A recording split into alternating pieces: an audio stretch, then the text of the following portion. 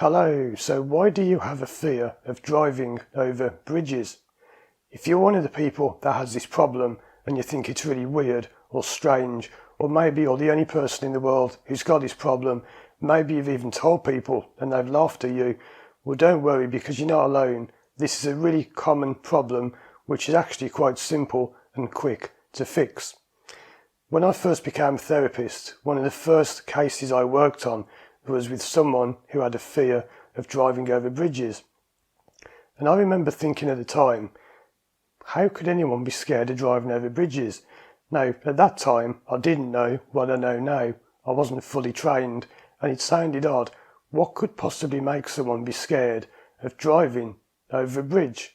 And we're talking about small bridges here, like ones that only take maybe 10 seconds to pass from one side to the other.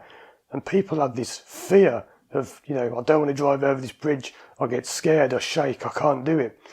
And then I encountered a lot of people who are actually planning their whole route around avoiding a bridge. And this would mean like a 50-minute detour, 30 miles out of the way, just to avoid driving over a bridge.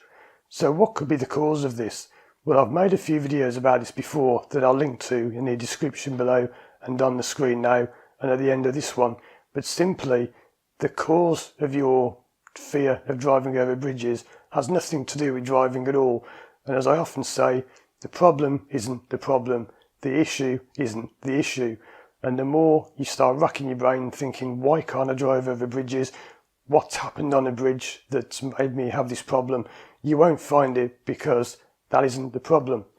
I'll give you an example of one person I worked with. Now, I won't be too personal about who they were.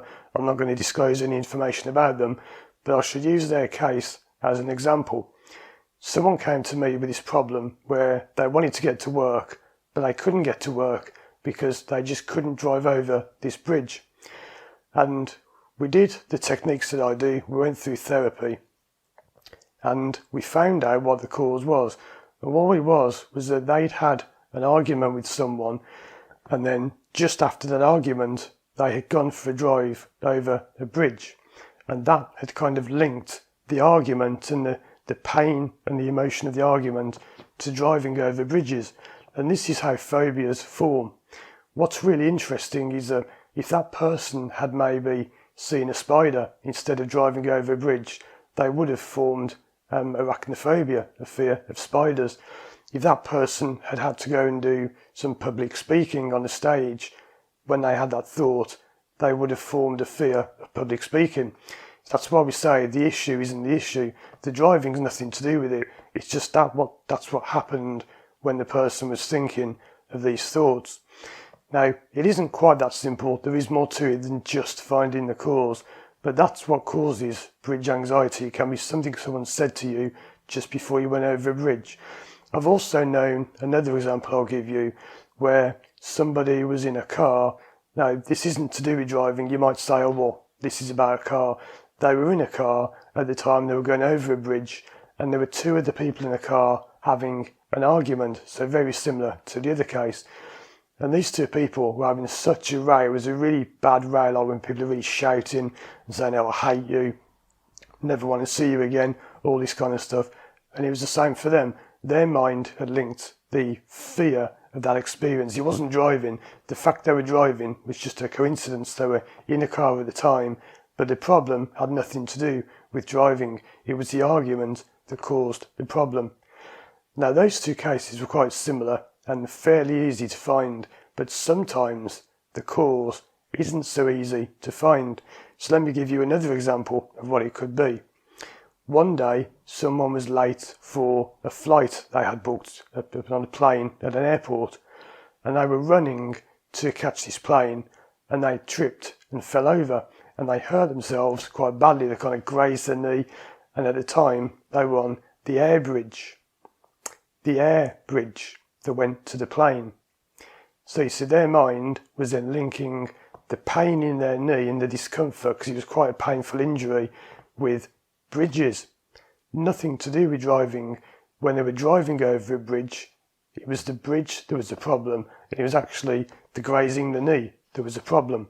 So driving over bridges might be how your problem shows itself, but it isn't the problem itself. There's always something else behind it. You don't have to find the cause. There are ways you can fix this without finding the cause. But normally, people say, well, how would I ever find this? I don't know how I'd find it. If you think of it now, you won't find it, because if I think now, what was the cause of this problem? It's not there. But when you use the techniques that we use, things such as hypnosis, but you don't have to use that.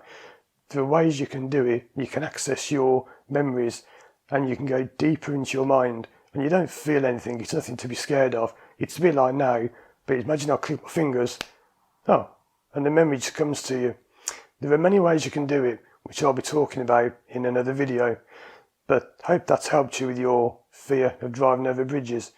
Thanks for watching. Check out these other videos on the screen now for more help, and as always, I'll see you again soon for more videos.